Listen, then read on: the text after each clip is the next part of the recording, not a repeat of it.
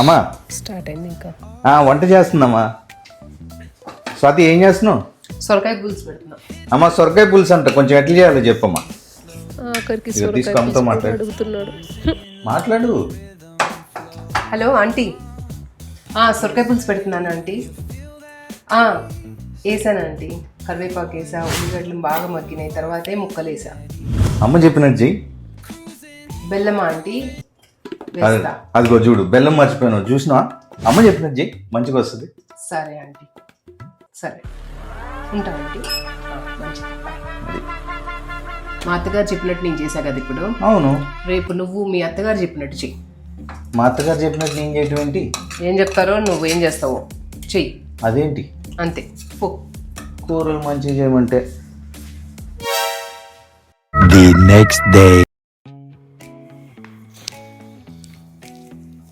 Hello అమ్మా, గౌతమ్ ప్రాణాయామం చేస్తున్నాడమ్మా.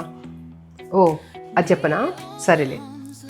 గౌతమ్ గాలి పీల్చుకో, 2 ముక్కులు మూయి, మూతి కూడా మూసేసేయి, అట్లనే హోల్డ్ చేయి అరగంట వరకు.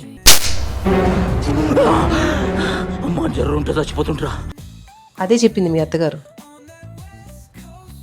ఏంటి ఇద్దరు కలిసి చంపుదామని డిసైడ్ అయిపోయారే? ఏం మాట్లాడుతున్నావురా?